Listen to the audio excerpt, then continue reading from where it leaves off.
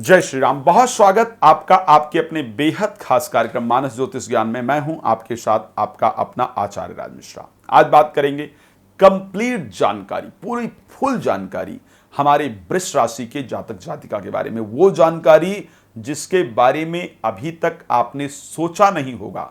9 चरणों की अलग अलग जानकारी। अगर वृष राशि के कौन से चरण में आपका जन्म हुआ है तो आपके जीवन में कैसा घटित होगा। जो आज तक लकीर के फकीर बने आ रहे थे ना कि वृष राशि के लिए ये होगा, वो होगा, ऐसा होगा, वैसा होगा, उन सभी चीजों को हटा करके सिर्फ स्पेसिफिक जानकारी वृष राशि के 9 अलग अलग पार्टों में अगर जन्म हुआ है तो क्या परिस्थिति होगी उसकी जानकारी देंगे।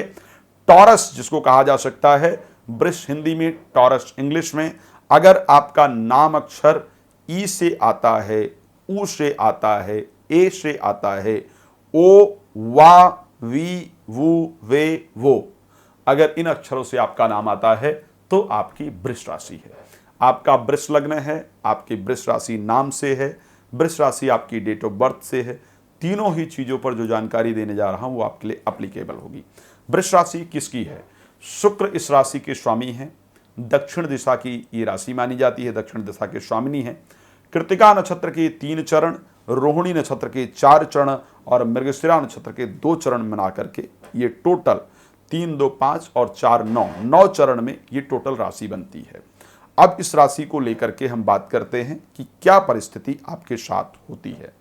अगर वृष राशि के 9 चरण है, ध्यान रखिए, एक वृष राशि में जन्मा हुआ व्यक्ति, अगर वृष राशि में 10 लोगों का जन्म हुआ है तो वृष राशि के 10 लोगों का जीवन बिल्कुल अलग अलग होगा। 9 चरण होते हैं, 9 चरण के लोगों को अलग अलग बिठा दिया जाए। एक ही वृष राशि के 9 लोगों को आप लेकर के आइए तो 9 का जीवन बिल्कुल डिफरेंट मिलेगा। उन 9 के जीवन में बिल्कुल डिफरेंट घटनाएं घटित होंगी। इसीलिए 9 चरणों का अलग अलग जानकारी होना इंपॉर्टेंट है।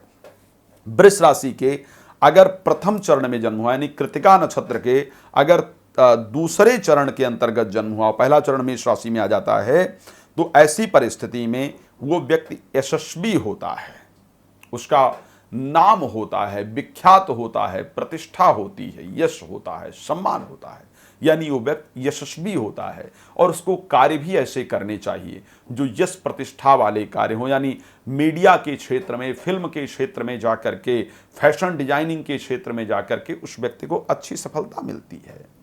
अगर दूसरे चरण के अंतर्गत जन्म हुआ, यानी कृतिका नक्षत्र के द्वितीय चरण, तृतीय चरण में अगर जन्म हुआ हो तो वह व्यक्ति पुत्रवान होता है, उसको संतान की प्राप्ति होती है और उसके पुत्र का नाम, यश, प्रतिष्ठा खूब बढ़ता है और अपने पुत्र के यश प्रतिष्ठा के बल पर वो व्यक्ति जीवन में जाना जाता है। तो ऐसे कंडीशन में प्रतिष्ठावान होता है, यशस्वी होता है, धनवान होता है, संतान के बल पर नाम कमाता है अगर दूसरे चरण में जन्म होता है। अगर तीसरे चरण में जन्म होता है तो पराक्रमी होता है, वीर होता है। जबकि वृष राशि के स्वामी शुक्र हैं, अगर देखा जाए तो अगर तीसरे चरण में जन्म हो तो आदमी वृष राशि में कहता है नहीं साहब ये तो शुक्र का क्षेत्र है, ये तो मीडिया उडिया के लिए फायदेमंद है। लेकिन अगर तीसरे चरण में जन्म हो तो आदमी को पहलवानी करनी चाहिए, आदमी को कुश्ती करनी चाहिए, आदमी को कबड्डी खेलना चाहिए, आदमी को स्पोर्ट्स में जाना चाहिए।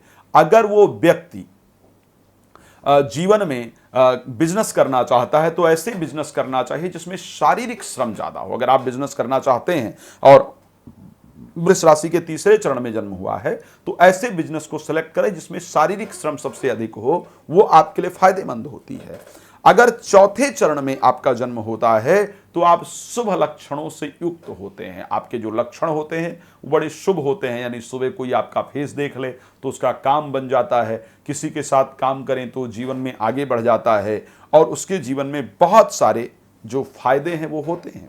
अगर 5वें चरण में जन्म हो तो आप विद्वान होते हैं, आपको विद्वता वाले काम करने की आवश्यकता होती है, अध्ययन करने की आवश्यकता होती है, पठन और पाठन की आवश्यकता होती है। जितना आप पढ़ते हैं, जितना आप पठन पाठन करते हैं उतना आपके लिए निश्चित रूप से बहुत फायदेमंद होता है।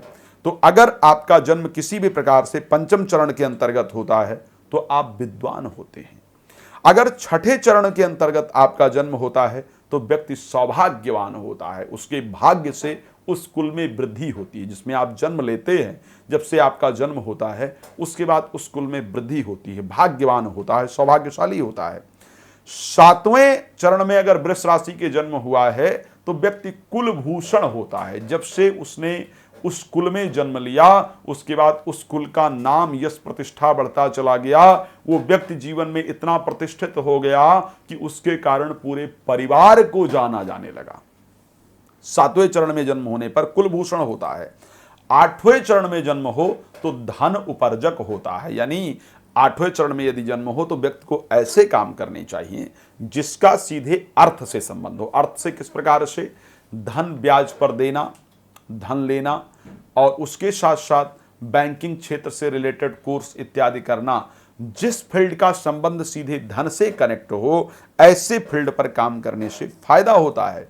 और अगर नवें चरण में जन्म हो जाए, वृष राशि का ध्यान रखिएगा, नवें चरण में अगर जन्म हो जाए तो व्यक्ति चाहे वो जातक हो या जातिका हो, उसकी जो दृष्टि है, उसका जो आचरण है वो बहुत डगमगाता है, दूसरे पर उसकी नजर ज्यादा रहती। अपने आचरण को यदि बस में रखें तो ऐसी परिस्थिति में आपको निश्चित रूप से सफलता प्राप्त होती है।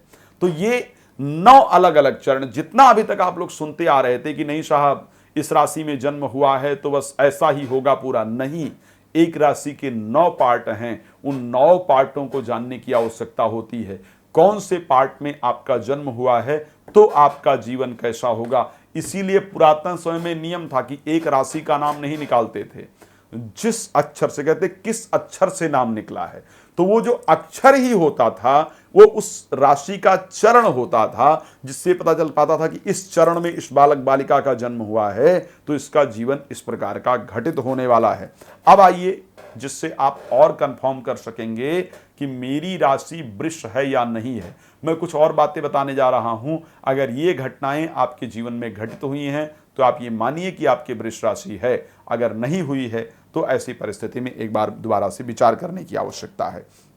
अगर वृष राशि में आपका जन्म हुआ है तो जब आप 3 वर्ष के रहें, जब आप 6 वर्ष के थे या थी, जब आप 8 वर्ष के थे या थी, या 33 वर्ष की जब आपकी उम्र थी, 46 वर्ष, 52 वर्ष और 63 वर्ष, ये वर्ष आपके लिए हमेशा कष्टकर रहे हैं।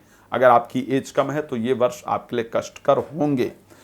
वर्ष में अग्नि से भय हो जाए, जल इत्यादि जाए, परेशानी हो, करंट इत्यादि लग जाए, लोहे से भय हो, लोहे से दिक्कत हो जाए, पशु से, 4 पैर वाले पशु से आपको जीवन में दिक्कत हो, सर्प इत्यादि से दिक्कत हो, रोग उत्पन्न हो, देवताओं के कोप से भय होता है। सबसे बचने पर अगर इतनी परिस्थिति में ये समय आपका निकल गया है और उसके साथ चंद्रमा आपकी कुंडली के अंतर्गत शुभ है तो 85 वर्ष 6 मास 7 दिन तक आपके जीवन में आपको जीना होता है, इस धरती पर रहना होता है। माघ मास के शुक्ल पक्ष 9वीं तिथि और शुक्रवार रोहिणी नक्षत्र अर्धरात्रि के समय मरण होता है। इस प्रकार की परिस्थिति होती है। तो ये हमने आज वृष राशि की संपूर्ण जानकारी दी। और जानकारी के लिए आप हमारे साथ कनेक्ट रहेंगे। दोपहर को 12 बजे, रात को 9 बजे रोज लाइव आता हूं। अपने बारे में और डिटेल में बात करना चाहते हैं, समय लेकर बात कर सकते हैं। अब इस कार्यक्रम में इतना ही। धन्यवाद आपका जुड़ने के लिए। जय श्री राम।